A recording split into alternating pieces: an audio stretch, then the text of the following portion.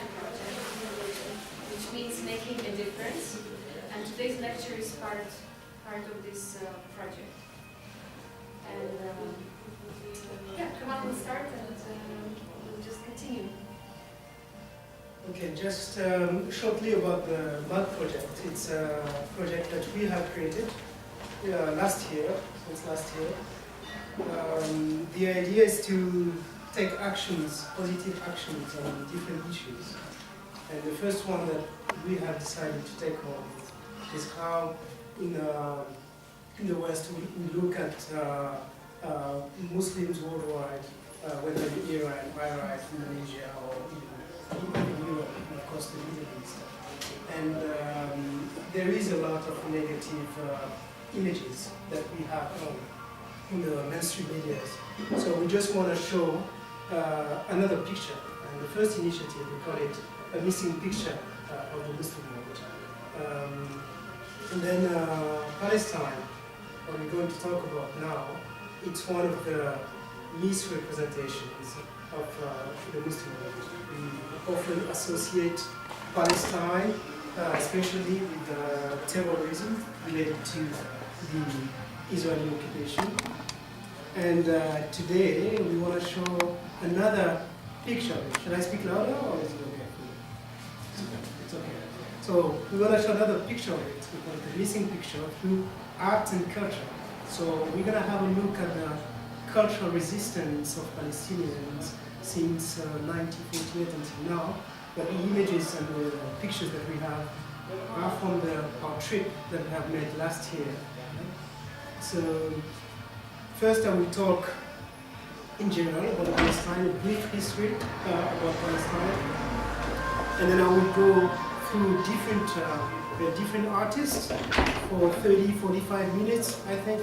And then Eugenija will take over for all the 45 minutes.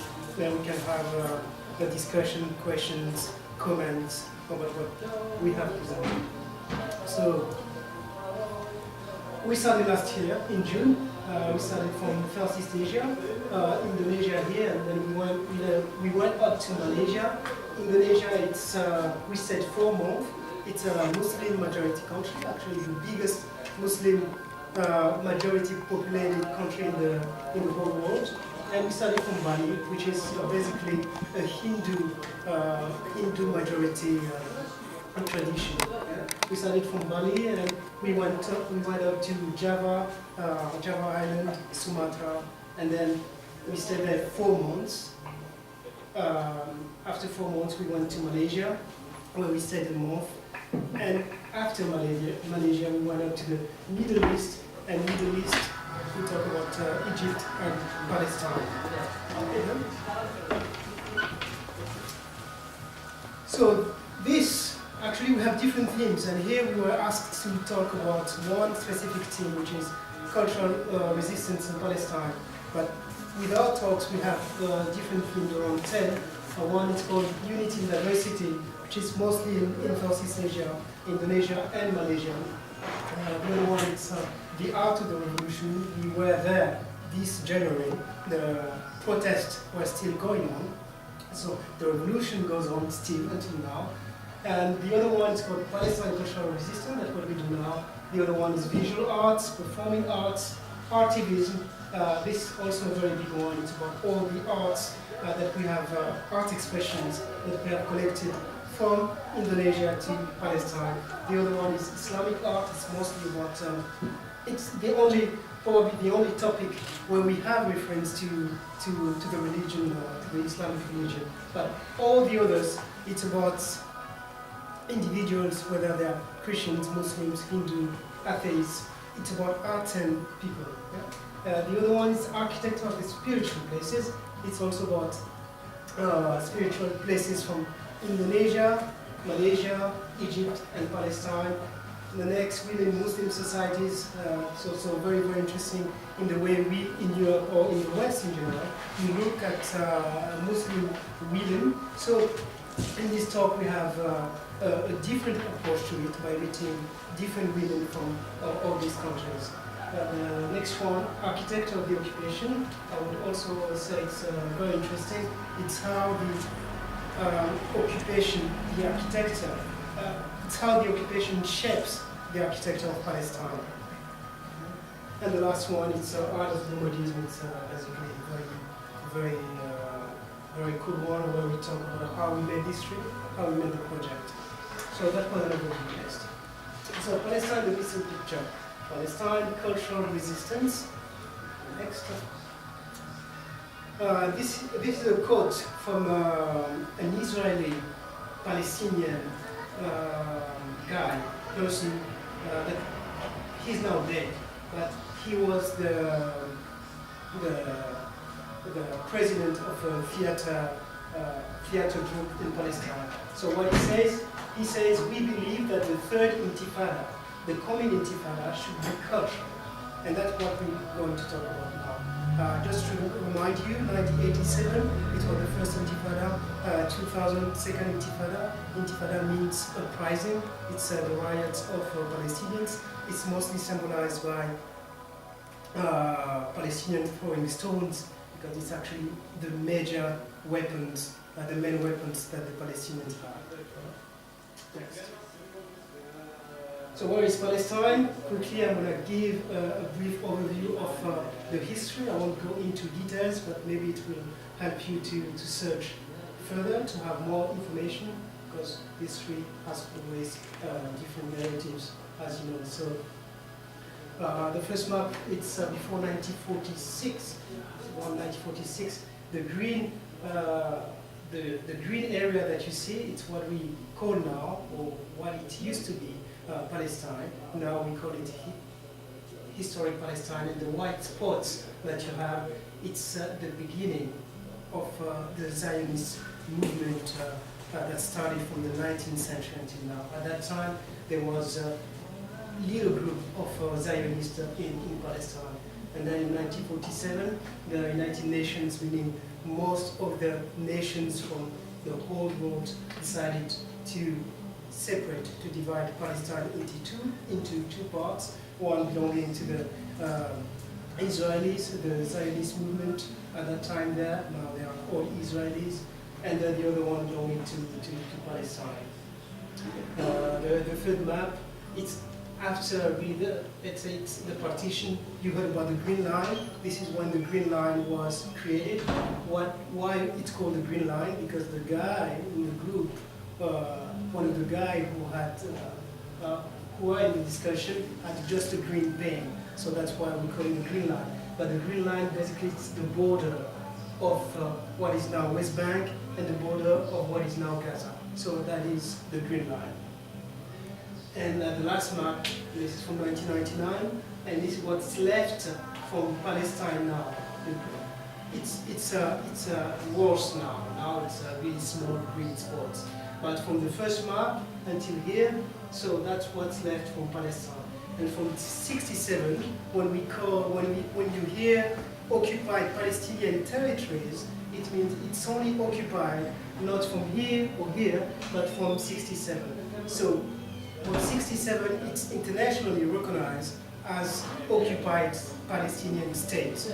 So OPT, occupied Palestinian territories. It means the Israeli administration from '67 occupies the West Bank and Gaza. Yeah? So here you have now what we call ghettos or Bantustans, how it used to be called in South Africa during the apartheid. But again, now 2012, it's much worse than it is now. So what we focus on is the cultural resistance occurring inside the West Bank. Yeah? We couldn't go to Gaza because everything is closed for journalists, for humanitarian aid, and you as individuals if you want to go there. So you have 1.5 million people here having a blockade since 2006. They cannot move out, so you can imagine all the anger, frustrations that can occur in this territory. And here, because now we focus mostly about liberate Gaza, but what's going on here, it's beyond imagination. We're going to say a lot of things here. Of course, some of them are very, very shocking, very, almost unbelievable. So I hope that some of you, or maybe some of you did, will have the chance to get into Palestine to see by yourself. Because I made this presentation many times, and it's only after the third or fourth time that people start to understand. And then even after that, once you're there, it looks like I was not sharp enough from what I've heard. I was not sharp enough compared of what they have seen on the ground. Next.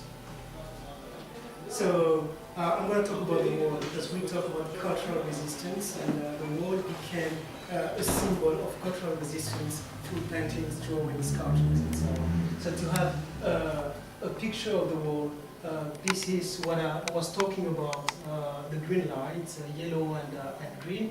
So this is the green line that was divided in 1948, that was accepted by the United Nations and others. So that divides the West Bank and Israel and Gaza. But since 2002 actually, after the second intifada, for security reasons, that's what the Israeli administration says, for security reasons, they have to build a wall. I remember that time, for me it was, and for millions of people, I guess, it was unbelievable that they could build a wall through the whole country.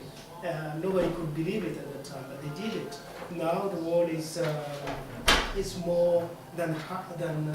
Actually, more than I think 60% of the wall is done. But what you see here now is that the wall respects the green line. It goes into the Palestinian territory. So this is the wall, which is not finished. Say more than 60% is finished. But you have cities like Al-Kilia here, surrounded by the wall. So the wall, instead of making 350 kilometers as much as the green line, because the green line is around 350 kilometers, the wall is supposed to be now 810 kilometers, and more than half of it is done. So the wall just, it's not, it doesn't only disrespect the green line, but it takes the most fertile land, it separates houses, it separates villages, it separates families. More than 70, until now 78 villages were destroyed by the war. So you can imagine how many thousands of Palestinians are uprooted from their land and so on. And what you see in the blue, in blue here, it's also it represents checkpoints within the West Bank. Checkpoints, there's more than 600 checkpoints within the West Bank, and this it makes the whole shape of the West Bank. But let's focus on the wall next. So what I was saying, that it goes eating the Palestinian territory, what is now accepted as a Palestinian territory since '67. So you see here the wall, it goes, she can show it turns around, it makes some curves, dropping some Palestinian lands. So this is, and it separates sometimes villages, like I was saying, families, but it's meant to be at that time separate Palestinians from Israelis. But in fact, it separates more Palestinians between themselves than Israeli against Palestinians. Yeah? So let's see some pictures of the wall. Let's see a video. This is what you can see when you drive inside the West Bank. So this is the picture. So there is cameras on top, fences, and that's the only picture that you have if you drive 1 or 2 hours in a car or a bus. But just to give you a picture, it's much, much higher than the Berlin Wall. It's, of course, much, much longer than the Berlin Wall. So, in some parts, you don't have drawings, but we're going to focus on the drawing parts, because it's part of the cultural resistance that I was talking about. So cultural resistance comes when there is oppression of the cultures. Because when there is colonization, when there is occupation, it's not only the physical occupation. It's not only the colonial shape of it, but it's also the destruction of cultures, of education, of history, of language, of food, of everything that can make a population, everything that can belong to the heritage of population. And this, the Israeli administration is very good at destroying all these aspects of the culture. Because one thing, the main base of the Zionist movement is to say, we came here because there was no people, a land without people, for people without land. So from that, everything is accepted. So this is one narrative, because it's a battle between two narratives. One saying, which is the Zionist approach to say, it's a land without people for people without land, so we have to have it. So everything that we do now, it makes sense. And then we have to Judaize the land. So everything makes sense to eradicate any form of culture, of heritage, of the natives, which are Palestinians. And the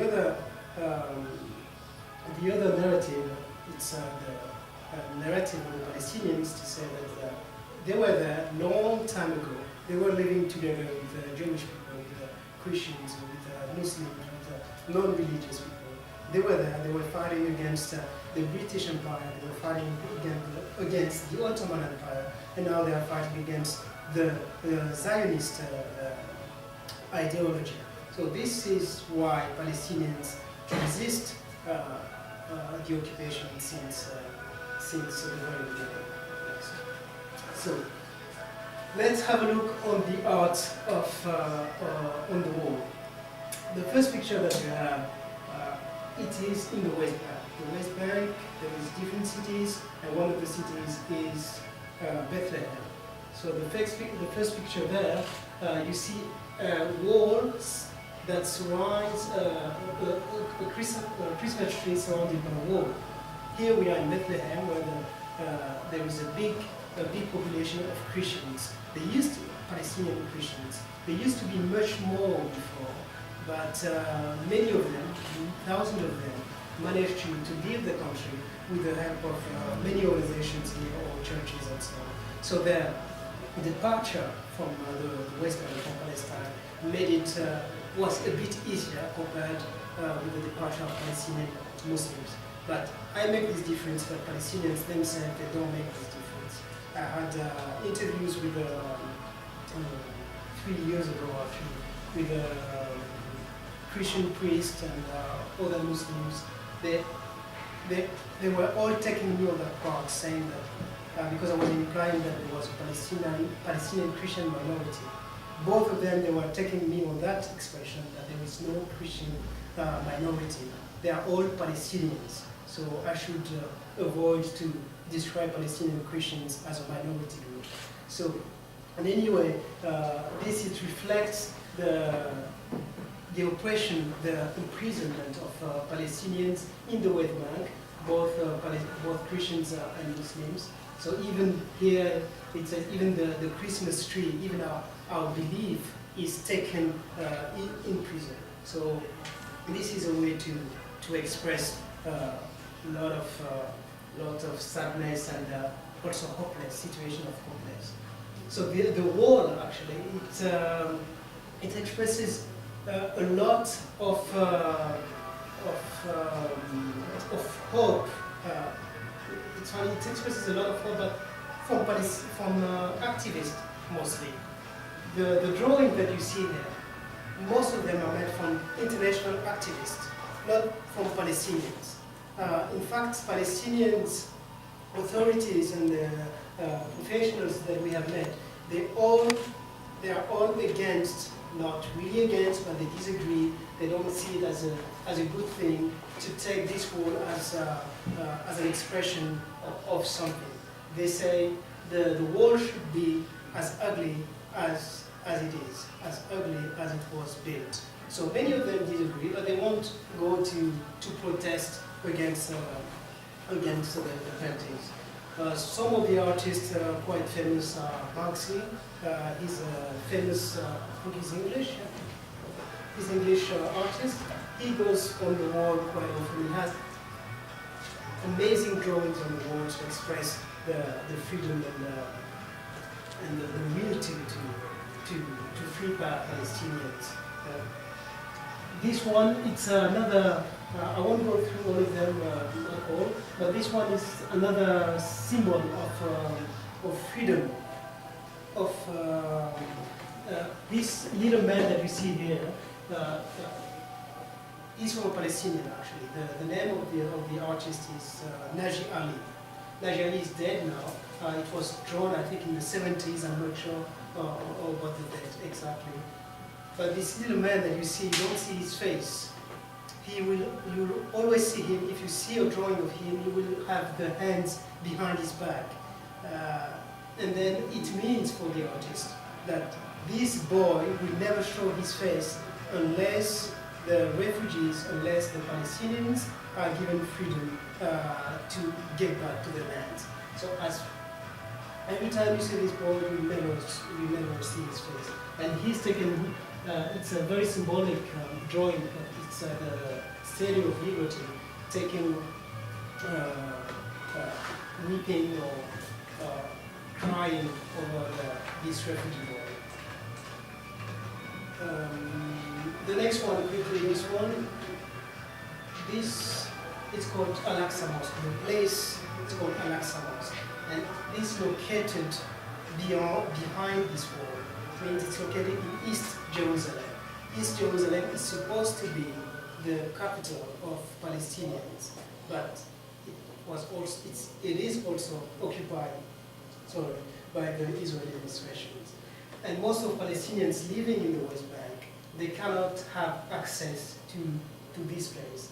So this drawing expresses the dream of Palestinians to go back to their land and to their holy place and pray. It's a very symbolic place also for millions of Muslims worldwide, because it's the third, according to Muslims, the third holiest place in the Muslim world. So now there is, how do you call it, they are digging excavation of this place. It's a big place. I don't know if you have been in Israel, but the Israeli administration, the archaeologists, they are digging to reach this place because they want to take over this place. And it's quite scary, it's quite intense what's going on now, because 3 years ago when I was there, I could have access to that. And then now it's just much more difficult. You see hundreds of tourists waiting to get in there, but they only have 2-3 hours. So most of them, let's say 90% of them, they won't have access to the Al-Aqsa Mosque. Even the name is taken away. It's not even called Al-Aqsa Mosque anymore. Yeah? So most of the tourists won't have access. They will wait for hours. And the idea of it is to dissuade the tourists to get into the Palestinian holy place that's supposed to be, according to the Israeli administration, that is supposed to be Jewish. Yeah? So that's why the third Intifada will also have connection, very much connection with that.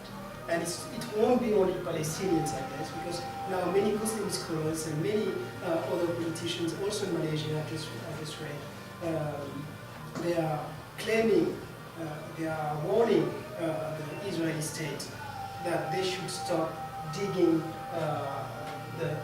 this place, because something bigger can happen.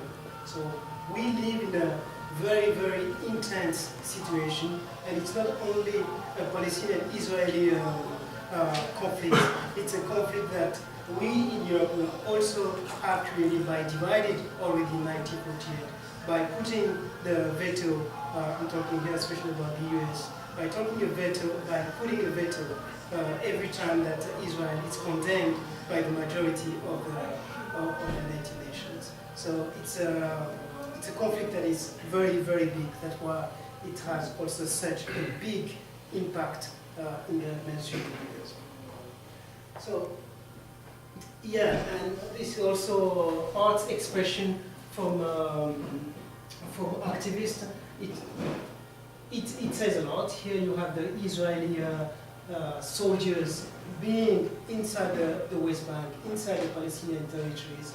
And here, what I was saying earlier, the Palestinians always symbolized with a stone, throwing a stone, with a Palestinian scarf. Maybe again I will talk, mention a bit about the Palestinian scarf, the symbolic of it. And then, yeah, this is quite big. You see many of these drawings along the wall in the West Bank. So now I'm going to. There's many drawings on the wall. So if you have the chance to go, you can make a whole book about it. There's actually books about the wall. Now I'm going to talk about the traditional Palestinian embroidery. Sorry, I'm going to drink a bit of water.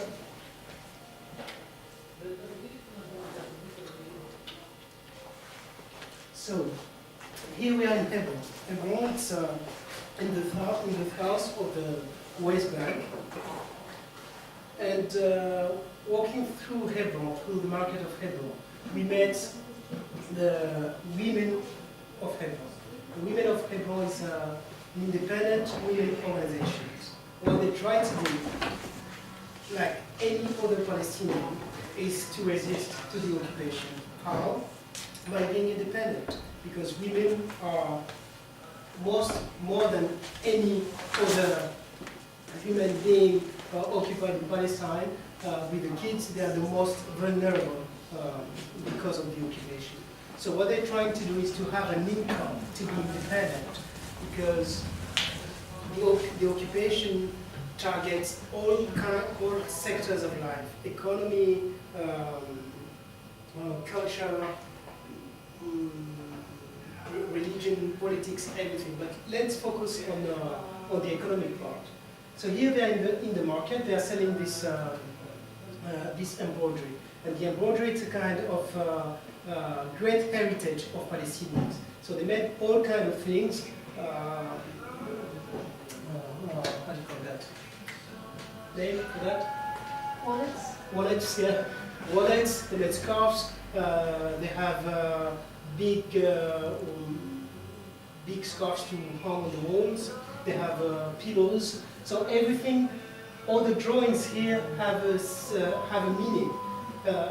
You can guess through, especially the dresses, where a woman is coming from, which area it's coming from, which tradition she belongs to, which ethnic within Palestine she belongs to. So they try to revive the heritage of the Palestinian culture. Because like I was saying, occupation is not only by suppressing people, but also by suppressing, oppressing the culture, by denying the culture of the natives, of the occupiers. So they try to revive this cultural heritage through all these items. And the situation of women in Hebron, it's quite tough. It's quite tough because Hebron is the place, the hottest place of the occupation. It's the first city where the settlements, where the settlers are in the center of the city. In all the others, settlers are around, and also in Hebron, settlers are around. But added to that, the settlers here are inside the main economy, the main center, the market of the Palestinians. So it makes life for Palestinians very hard. So you can see thousands of shops being closed because of the occupation within Hebron. And it's almost impossible, except for this lady, to have a shop that belongs to a woman. So these women are very proud to be the first independent women having a shop. But the situation